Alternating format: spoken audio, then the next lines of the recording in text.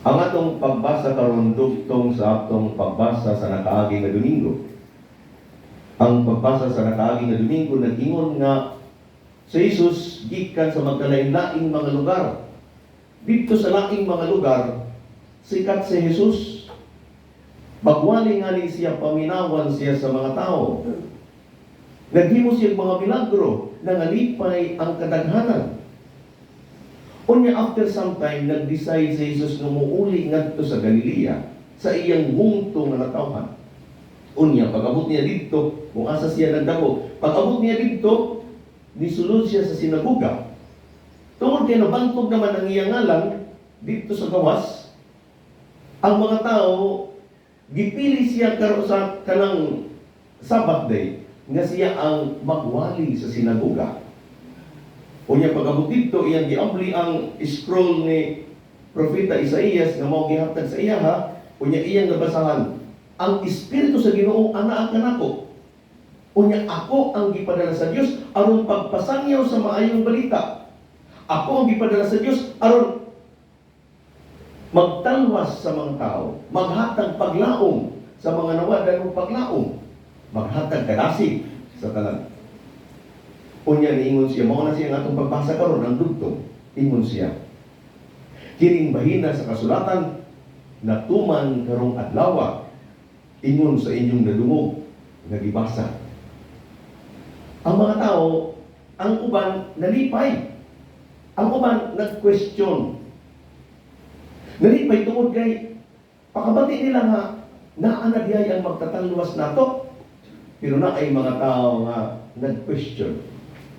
Ngano kay imong gi-claim kay kini manggod nga part sa kasulatan sa propesiya ni Prophet Isaiah para ni sa Mesiyas nga ilang gipapaabot. Unya pag-ingon ni Jesus nga natuman na din sa inyong atubangan, nangutan na sila, unsay buting nun? Ikaw ang Mesiyas? Anak ra ka sa karpintero? Murag, mas dako ka pa namo? Nakitaan ka namo nga nagtubok? Unya ikaw karon ang magtudlo namo? Mao na siya ang konteksto sa atong gibasa karon. Karong Domingo atong gisaulog ang National Bible Sunday o ang Pro-Life Sunday. Last Sunday, ang atong pagbasa may tungod sa pulong sa Ginoo. Unsa ka importante ang pulong sa Ginoo sa tawo? Nga dapat sa adlaw-adlaw sa atong pagkabuhi, ang nagiya kanato ang pulong sa Ginoo. Pero mao na siya, ang pulong sa Ginoo dili nato siya ma-separate sa Biblia. Mao to nga nakahatag kitag question last week, ngano kay ang mga Katoliko kung tinuod nga importante sa ilaha ang pulong sa Ginoo, ngano kay dili man sila kadaghanan sa ilaha dili magbasa og Bible. O dili ka moingon nga dili mag-memorize og bersikulo, kapitulo. Mao to nga naay nga nila ing mga sikta nga moabot magnanga kay pangutanan unsa man ang bersikulo nga ingani, wala na hibaw-an. Kunya ibalik na ito, kaya among mga pari, huwag man namo magtudlo. What's the reason? Tungod kay, sa mga Katoliko, dili para karato requirement sa katalwasan ang pag-memorize o bersikulo o kapitulo. Nga naman, tungod kay, una, kung requirement ni siya, na ay mga tao nga dili jud ay matalwas. Kay ngano, na ay mga tao nga una dili kabalo magbasa, tugtog na magkamatay sila. Kunya kung dili sila kabasa Bible, requirement sa katalwasan, dili sila matalwas. Ikaduha, na ay mga tao nga makabasa pero dili jud makamemorize. Limot-limot. Kung dili ka makamemorize bersikulo, dili ka matalwas. Pero ang maayo nga pangutana kung ikaw nga daghan ang bersikulo nga na-memorize, mas maayo ka ba nga tao ikumpara sa uban nga wala makamemorize? Tungod kay kanato, ang mas labaw na importante dili ang pag-memorize sa bersikulo, pero ang pagtuman niini sa atong mga kinabuhi. Mao to nga sa ubang parte sa Ebanghelyo, nag-ingon si Jesus, kinsa ang akong higala, kinsa ang akong igsuon, kinsa ang akong ginikanan. Sila nga naminaw sa pulong sa Dios o nagtuman niini. Nagtuman niini. Unsa kuno ang naminaw o nagtuman niini. Last Sunday, ang atong second reading nag-ingon, ang simbahan mo rin siya lawas sa tao na ay parti, na ay mata, na ay dalunggan, na ay ilong, na ay bakba, na ay kamot. Dili tanan mata, dili tanan dalunggan, na ay role ang kada usa. O yan nag-ingon dito, dili tanan magsasangyaw, dili tanan magtutudlo. So ang uban, kung na ay magsasangyaw, na adyon mga tagapaminaw. So the least of our role is maminaw sa pulong sa Dios o magtuman niini sa atong kinabuhi. Kaya lahiman ang mga magsasangyaw. Karong adlaw, ang atong mensahe mahitugod na po sa mga magsasangyaw. Mao nga nag-ingon ang atong unang nga pagbasa. Ingon si Prophet Jeremias, sa wala ko pangani ikaw lalanga, o sa wala pa ikaw matawo, gipili ko na ikaw aron mahimong propeta alang sa kanasuran. O sa buting nun, ang Ginoo di ay naadi siya mga gipili aron maging mga propeta. Karong bulan sa Enero, Vocation Month sa Pilipinas. Mao to nga kahapon na ami celebration ngadto, Vocation Month celebration. O niya na vicarial celebration sa pag-promote sa bukasyon. Unsa man nga bukasyon, particularly ang bukasyon sa pagpapari. Ikaduha, ang bukasyon sa pagmamadre. Ang mayroon sila nga kay padre kay bukasyon man gihapon ang pag-aasawa. Tinuod bukasyon pero dili na kita nag-promote bukasyon sa pag-aasawa. Nga naman, kay maski asa naman lang mga asawa ang tanan. Di ba? Pwede mga asawa maski asa. Maski dili ka mag-promote. So dili na nato kinahanglan i-promote ang bukasyon sa pag-aasawa. Ang kinahanglan nato i-promote ang bukasyon sa pagpapari, kining mga magwawali. Kaya nga no, lisod kaayo ang bukasyon sa pagpapari. Tungod kay desire is not enough. Mao na siya giingon kanamo. Kanang gusto sa mga tao, that is not enough. Dili. Tungod kay dili ka nga ni kamao magpahayag sa pulong sa Dios, di na ay kuwang. How can you preach if you do not know? Dili tanan pwede magwali. O ang pagiging propeta sa Ginoo, ang pagpasangyaw sa pulong sa Dios na ay mga challenges. Halimbawa, una nga challenge, ang challenge sa kaugalingon sa iya mismo.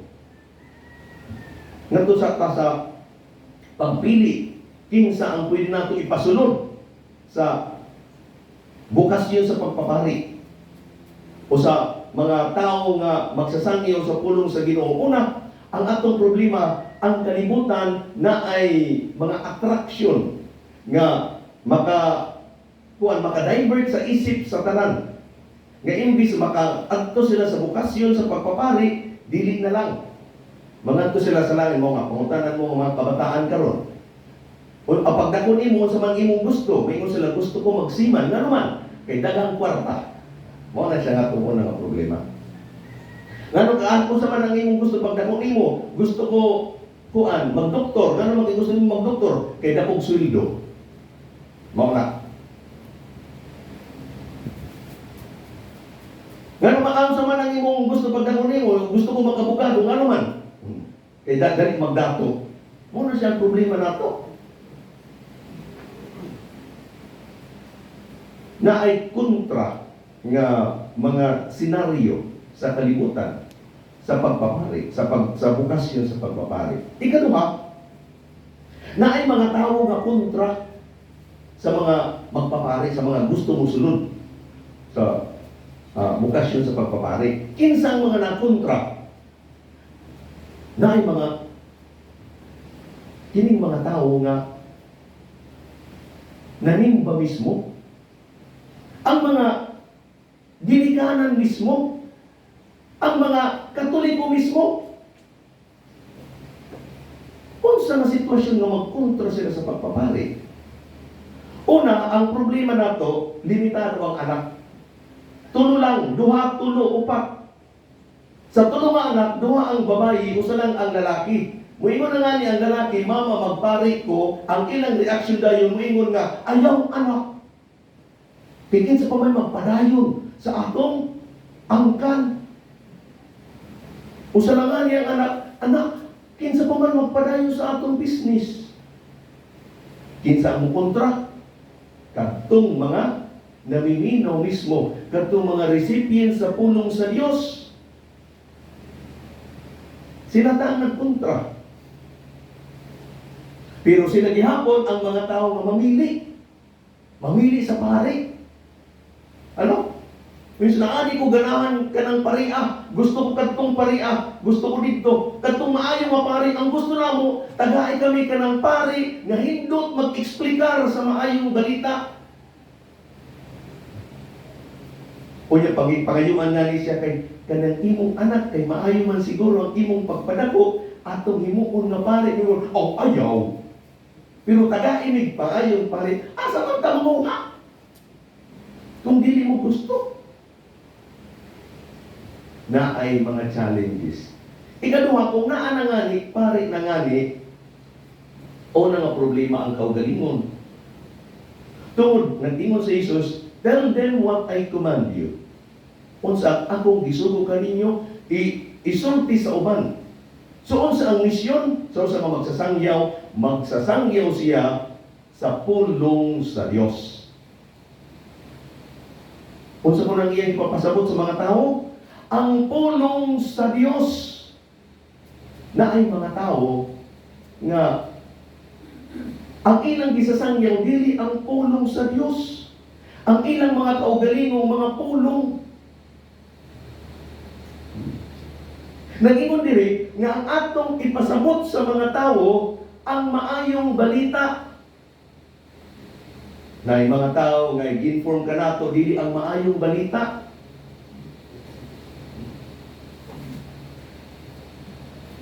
Ang misyon sa pari, magpadala sa kabubuton sa Diyos. Pero usahay, ang atong ipahayag, ang kaugalingong kabubuton. Mao na ang usa nga challenge. Kay musunod ang tawhanon nga problema. Muna siya nag-ingon si Pope Francis o uban pang mga Santo Papa, you can only preach about God if you have experienced God yourself. Dili lang ka na nakapagbasa ka, pero you experience God in yourself.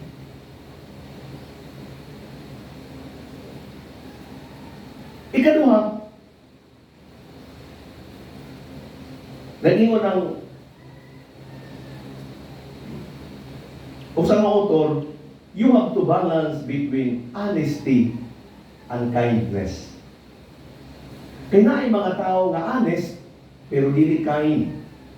Na ay mga tao nga sobrang kind, pero dili honest.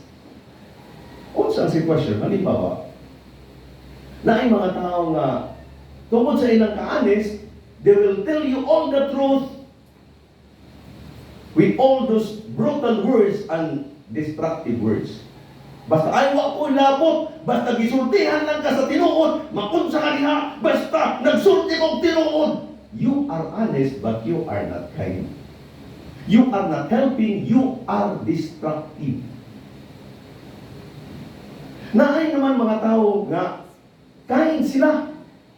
Dili sila gusto makasakit sa uban. Ay nalang ilang buhaton tungkol kay dili makasakit, ay dili okay na lang na. Uy, okay na gihapon. Tanan okay na lang. You are kind, but you are not honest. You are not conveying the message of God. Muna nga usahay na nga ni mangutana ka nako. Panrion sa ang imong opinion. Okay ba ang same-sex marriage? Mangutana ko. Unsa ang gusto nimong tubag? Kanang tinuod o kanang gusto nimong mabatian? Kanang makalipay sa imong dalunggan? Kaya kung makalipay sa imong dalunggan, ang mayroon ko nga, ay okay lang na siya because love is universal. You can love anybody without color, without gender, without kuan. Pero kung ang imong gusto paminawan ang tinuod, o maski ako, dili na ko pwede mausap ang Bible. Nag-ingon si Jesus, ang babae, ang lalaki, mubiya sa iyang amahan o ginahan, o makitampo sa usa nga babae, o sila nga duha, mag-usan na lang. Gikan para sa sinugdanan. Dili na to siya pwede mabangko. Nayusahay mga tao nga mangutana, unya, kontrahon ang nagtubak. Parehas ni Manny Pacquiao, may pangutanan siya, what is your opinion same-sex marriage? O yun siya nga, dili maayo, di kontra siya. Kung ako pa kay Manny Pacquiao, nangutana ka na ako, dili mo gusto ang akong tubak, ayaw pangutana. Kung gusto mo ang imong opinion, dili your opinion, kuan bidan. Pero ayaw pangutana na ako, niya kontrahon ko nimo. Dili. Tungod niya na honesty and kindness. Mao to nga naay mga tao nga dili ganahan, naay mga magawali nga too much honest pero brutal and destructive. Naay mga tao nga too much kind pero wala na may honesty. Sunod, kanang giagian ni Jesus sa atong pagbasa karon. Kanang mga naminaw, it is also a challenge. It is also a challenge. Tungod kay dili tanan nga mga tawo malipay sa imong isulti. Dili. Gabi nagod na ay mga tao nga maminaw nga ni imutang kadayon sa usa nga kahon. Na kung makagsulti murag kinsa, kabalo ko kung kinsa ka. Diba? Ibutang ka sa kahon. Dili lang ka nang ibutang ka sa kahon, kanang kahon na ang pagod porma. Niya gusto nila mamusubay ka sa porma nga ilang gibuhat. Malipay sila kung ang ilang mapaminawan ka ng ilang gusto. Kung ang imong isulti ka ng pabor sa ilang gusto. Pero dili na nga ni pabor sa ilang gusto. Wow! Dali lang.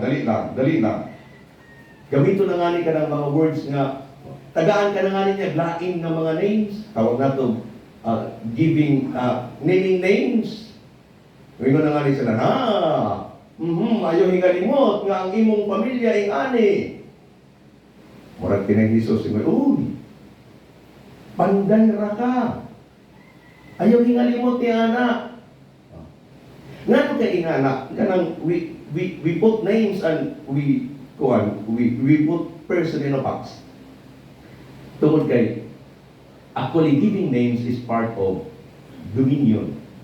Dito sa Book of Genesis, sa second story of creation, nagingon nga gibuhat sa Ginoo ang tao, unya sa iyang pagbuhata sa tao, He gives them authority, He gives them dominion over all creatures. Unya, gidala siya ngadto ang tao ang nagngalan sa tanan nga mga hayop o mga tanong. Ang paghatag di ay ngalan sa tao, sa kuan, sa hayop o sa tanong, it is one way of human being having dominion over them. Ikaw, irok ka. So, irok lang ka. Ikaw, baboy ka. Baboy lang ka. Ingana. So, gibaks na nimo siya. Inganak ka. Taas ka sa ilaha. Dili na nga nato magustuhan ang atong napaminawan. We put a person in a box and we put the names. Parehas kang Jesus karon. Di na nila nagustuhan ang ipanulti ni Jesus. Mao to nga gitagaan siyang ngalan. Oy! Anak ka sa karpintero. Ayaw hingalimot ni anak. Anak ka sa karpintero. Murag, gutom na lang ka diha. This is a challenge, especially if you are facing people nga who knows you very much. Kanang kinala ka nila. Because they can all say all these words, oh, ikaw pa, mga naging mo si Jesus nga, kabalo ko, nasultihan ko ninyo, kining kuan, nga maingon mo nga, huy, doktor, tambala ang imong kaugalingon. Di ba? This is a challenge. How can you stand with those trials and persecution as a preacher? Tungod kay dili tanan nga mga tao malipay sa imong buhat. Moingon na ngani ang mga tao nga kanang same words like, huy, anak ko lang ikaw. It is claiming authority over you. Ayaw paglalampas na ako, huy, para pamupya ka lang kanako sa nag-eskwela pa ta. Ayan. Putting you down and claiming dominion over you. O di kaya moingon nga, pa-eskwela ko lang ikaw. O, diba? Ayaw sukol. Nga na ba? O di kaya moingon nga, uy, ang inyong pamilya namumutang lang sa amo sa unaha kung wala ka pautanga, dili kay anak karon. False claim of authority. Unya nagingon diri kanato sa kang prophet Isaiah, padayon, you will encounter trials. Na ay mga tao nagingon diri kanato, ang tanang tao ning nasura, ang mga kadagkuan o mga katawhan makibatok kanimo. Pero nagingon ang Ginoo, apan karong adlaw hatagan ko ikaw kaisog sa pagsukol kanila. You really have to stand. Mao ni siya kalisod ang maging preacher, maging magsasangyaw sa Ginoo. Mao na siya na sige atong invite, sige atong campaign. Mao na siya na nagtikalisod ang bukasyon karon because of these challenges. Na ay mga tao nga mosulod pero dili man qualified. Gutom ra sila sa paporma, papugi, pagsulot o pamamaayo mga sinina, but that is not priesthood. That is not how to be preacher. Because dahil mga tao nga kanang desidido kay kuan, interesado siya sa mission, but desire is not enough. You have to know your mission. Kung naangani mo babag, you have to continue. Naay mga tao nga mingon, adik na ko ninyo, ay dili man ko ninyo dawaton. Naay trials, naay difficulties in this kind of life. Mao na siya nga atong simbahan karon. Nagsaulog sa vocation man, nag-campaign. Unya, gihatag ka nato ning realidad sa kalibutan. Unya, gipasabot ka nato whether we are magsasangyaw or not. Because we are all member of one body. That there is only one head. And it is Jesus, Ginoo.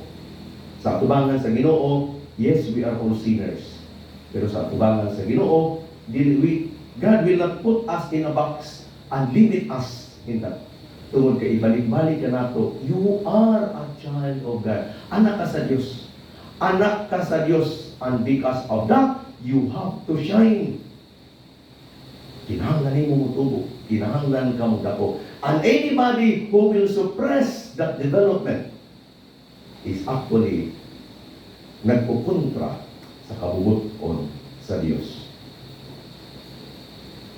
Atong balikon, it is a National Bible Sunday, pero gibutang diha ang pro-life Sunday. Ngano kay pro-life? Because we have to be pro-life. Ang pro-life dili lang kanang mamili ta between life and death, between abortion or not aborting, but it is also when it comes to family planning, kanang paghatag pabor sa Diyos, pagpadamo, pagpatubo sa atong pagtuo, o kanang atong pagpanamo sa akong gingon permi. Siguro kay kung akong mga ginikanan nagplano nga ang ilang anak 3 lang, 4 lang, 5 lang, wala ko diri sa inyong katubangan. Tungod kay ikaunong ako sa amo ko magsuo. Di ba? Kung nagplano sila nga lima lang ang ilang anak na, wala mo karon tao nga nagsangyaw tungod kay siguro pareha sa uban mukontra gihapon ang ako maginikanan ayaw. Pero ngadto kita sa giingon nga if you have experienced God in your life and you realize the goodness of God, mo na siyang atong salmo karon, mag-awit ako sa imong kaluwasan.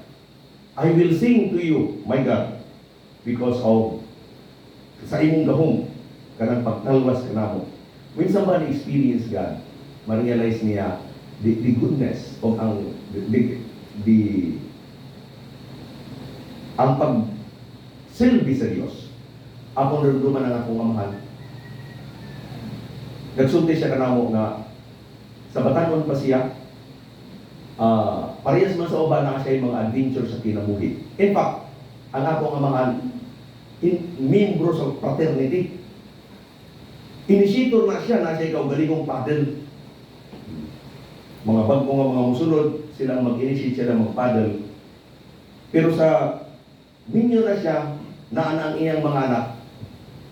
Unya, nainagta po sa iyang kinabuhi, nag-ingon siya sa iyang mga anak, dili ko gusto nga naayo sa kaninyo nga musunod og fraternity. Tinuod, ang among amahan, ang among inahan membro sa fraternity, pero maski usa kanamo wala jud misulod sa fraternity.